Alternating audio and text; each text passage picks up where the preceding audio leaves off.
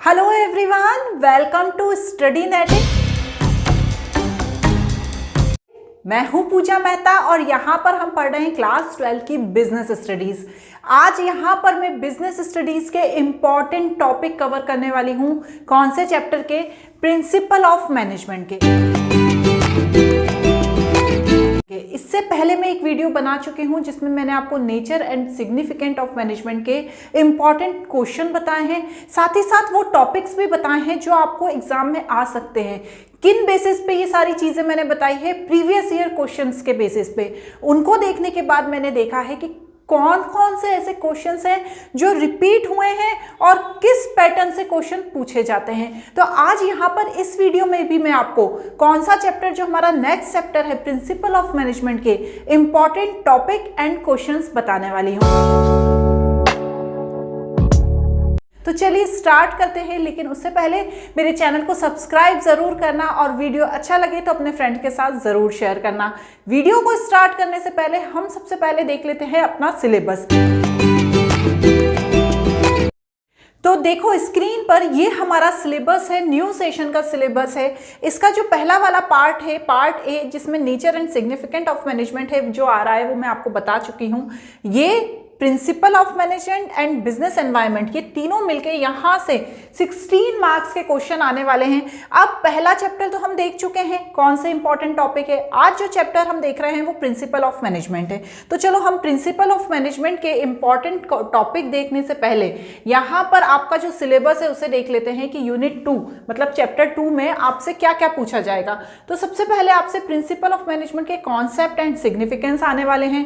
उसके बाद Fayol principle of management and Taylor's scientific management के प्रिंसिपल्स एंड टेक्निक्स पूछे जाने वाले हैं चैप्टर 2 में। तो ये हमने सिलेबस देख लिया। अब सिलेबस को देखने के बाद हम क्या देख लेते हैं, हम इसके इंपॉर्टेंट पॉइंट्स या इंपॉर्टेंट टॉपिक देख लेते हैं। तो चलिए, प्रिंसिपल ऑफ मैनेजमेंट के इंपॉर्टेंट टॉपिक देखो। सबसे पहले तो आपको प्रिंसिपल ऑफ मैनेजमेंट होता क्या है इसको ध्यान से पढ़ लेना है अपनी बुक में, ठीक है? क्योंकि इसके जो कॉन्सेप्ट है ये आपको पता होना चाहिए कि प्रिंसिपल ऑफ मैनेजमेंट क्या होता है। तो इसके कॉन्सेप्ट को यदि आप देख लेंगे तो आपको आगे प्रिंसिपल्स को समझना या उसके टेक्निक्स को या उसके फीचर्स वगैरह को समझना बहुत ही ज़्यादा आसान हो जाएगा। तो मैंने देखा है कि कईयों बार आपसे क्वेश्चन में पूछा जाता है प्रिंसिपल ऑफ मैनेजमेंट के फीचर्स बताइए। तो फीचर्स बताने से पहले आपको ये एक्सप्लेन करना बहुत ज़्यादा ज़रूरी होता है कि प्रिंसिपल ऑफ मैनेजमेंट होता क्या है। तो प्रिंसिपल ऑफ मैनेजमेंट को आपको बहुत अच्छे से पढ़ लेना है। सेकेंड है इसमें nature and feature of principles of management, मतलब नेचर क्या है प्रिंसिपल ऑफ मैनेजमेंट का और इसके फीचर्स क्या हैं, ये आपको ध्यान से पढ़ लेना है। इन दोनों के ही कम से कम आपको 5 पॉइंट्स तो अच्छे से याद कर ही लेना है। अंदर जो आप लिखेंगे ब्रीफ, उसको भी पढ़ लेना है, लेकिन एक बार आप पॉइंट से याद कर लेते हैं तो आपको अंदर ब्रीफ देना बहुत ही ज़्यादा ईजी हो जाता है। तो इन्हें देख लेना है। नेक्स्ट है importance of principal of management.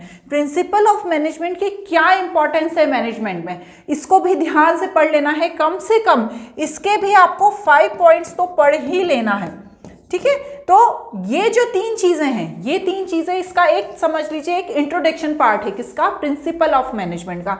तो आपको ये 3 चीजों को तो बहुत ही अच्छे से पढ़ लेना है। इसके बाद यहाँ पर इस जो चैप्टर है प्रिंसिपल्स ऑफ मैनेजमेंट में जो इंपॉर्टेंट चीज है वो है 2 लोग, एक फ्योल्स और दूसरे हैं टेलर, जिन्होंने प्रिंसिपल ऑफ मैनेजमेंट को दिया है हमारे मैनेजमेंट में, और इनकी जो टेक्निक्स हैं उनको हमें पढ़ना बहुत ज़्यादा ज़रूरी है। तो यहाँ पर आप फ्योल्स के जब प्रिंसिपल पढ़ेंगे तो उनको आपको पढ़ लेना है अच्छे से, और साथ ही साथ इनके ये इंपॉर्टेंट पॉइंट हैं। वैसे तो उसमें और भी पॉइंट हैं, लेकिन ये इंपॉर्टेंट पॉइंट्स हैं जिनको आपको डिटेल में समझ लेना है। Initiative, Spirit they Corp, unity of direction, order, उसके बाद स्कॉलर चेन एंड डिसिप्लिन, इनको आपको अच्छे से समझ लेना है कि ये चीज़ें क्या होती हैं और डिटेल में समझ लेना है। क्योंकि बच्चों इनसे आपको डायरेक्ट क्वेश्चन नहीं पूछे जाएंगे, इनसे आपको केस बना के क्वेश्चन पूछे जाएंगे। क्योंकि आपको ये चीज़ पता होना चाहिए कि ये चीज़ क्या होती है। केस में जब आपको क्वेश्चन पूछे जाएंगे तो आपको उसका आंसर देना है। तो देखिए कैसे केस में क्वेश्चन पूछे जाएंगे, केस बेस्ड क्वेश्चन आएंगे। देखो, Vidya public school is renowned school in Nagpur. The management recently appointed a new business study teacher, Shweta, to teach class 11th and 12th. Give her a monthly salary 50,000, ठीक है ना, ये यहाँ पर case दिया हुआ है कि उसे 50,000 सैलरी देते हैं। Shweta is not satisfied with it, मतलब उसको अपनी सैलरी से सेटिस्फाइड नहीं है और कह रही है the salary is not just and the equitable as per the amount were required to be done by the business studies teacher. Other school is city are paying 70,000, वो ये कह रही है कि जो दूसरे स्कूल्स हैं वो लोग 70,000 दे रहे हैं अपने बिजनेस स्टडीज के टीचर को। अब ये पूछ रहे हैं 70,000 रुपीज किसको दे रहे हैं, दूसरे टीचर्स को दिया जा रहा है दूसरे स्कूल्स में। अब इस स्थिति में स्कूल है वो कौन सा ऐसा मैनेजमेंट का प्रिंसिपल है जिसे फॉलो करेगी, बताओ।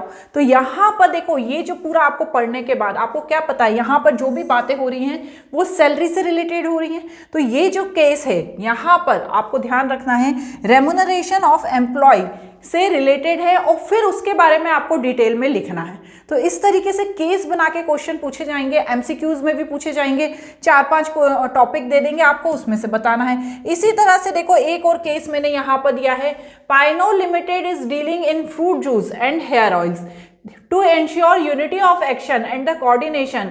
It has made 2 separate divisions for each product. Each division has own in charge plans and execution resources. Thus, both the divisions are moving toward the same objective through the focused effort. Identify the principle of management followed by the Pioneer Limited in ever case. तो देखो यहाँ पर भी case दे दिया है। अब इसमें आपको क्या समझना है कि ये कौन सा केस है, जैसे ये यूनिटी ऑफ डायरेक्शन का केस है। यदि आपको एमसीक्यू में आ गया तो ये 4-5 ऑप्शन दे देंगे, उसमें से आपको एक बताना है। हो सकता है कि इसी तरह का कोई केस बना के आपसे क्वेश्चन पूछ लिया जाए, तो आपको पता होना चाहिए कि ये कौन सा है प्रिंसिपल, यूनिटी ऑफ डायरेक्शन, और फिर उसकी डिटेल देनी है। तो इस तरीके के क्वेश्चन आपसे पूछे जा सकते हैं। इसमें नेक्स्ट इंपॉर्टेंट कौन सा है, एफ.डब्ल्यू. टेलर साइंटिफिक मैनेजमेंट, ठीक है। उनके प्रिंसिपल्स भी हैं और उनकी टेक्निक्स भी हैं, ठीक है ना। एफ.डब्ल्यू. टेलर की प्रिंसिपल्स भी हैं और टेक्निक्स भी हैं, ठीक है। प्रिंसिपल में कौन कौन से पूछे जाते हैं अधिकतर, science not rule of thumb, harmony not discard, corporation not individualism. तो इनको आपको डिटेल में पढ़ना है। साथ ही साथ जो इसकी टेक्निक्स हैं, जैसे वर्क स्टडी टेक्निक्स हैं, क्या है, time study, motion study, method study, fatigue study. तो इन सबको आपको अच्छे से डिटेल में पढ़ लेना है कि ये चीज़ क्या होती है। Standardisation, differential piece wages system, mental revolution, इनको भी आपको डिटेल में पढ़ लेना है, ठीक है। ये इंपॉर्टेंट पॉइंट्स है जिससे आपसे केस बेस्ड क्वेश्चन पूछे जा सकते हैं, ठीक है ना। देखिए 4-5 सालों में क्या हुआ है ना, सीबीएसई ने अपना पैटर्न चेंज किया है, इवन स्टेट बोर्ड ने भी अपना पैटर्न चेंज किया है। वो क्या करती है, केस बनाकर क्वेश्चन पूछती है ताकि आपकी उस चीज में समझ कितनी है, पकड़ कितनी है, उस बारे में पूछती है वो आपसे। अब जैसे यहाँ पर संकेत after completing his entrepreneurship course from USA, returning to India and start a coffee shop, Fioma Coffee, in a famous mall in Mumbai, ठीक है। उसने एक कॉफी शॉप स्टार्ट की मॉल के अंदर। The speciality of the coffee shop was the special aroma of coffee and wide variety of flavour to choose from, मतलब वो choose कर सकते हैं। Somehow the business was neither profitable not popular, ठीक है। Sanket was keen to find out the reason, मतलब जब उसने ये बिजनेस चालू किया वो प्रॉफिटेबल भी नहीं था और ज़्यादा पॉपुलर भी नहीं हुआ। अब क्या संकेत उसका रीजन फाइंड आउट कर रहा है। He appointed Riya an MBA from the reputed management institute as a manager to find out the cause of the business not doing well.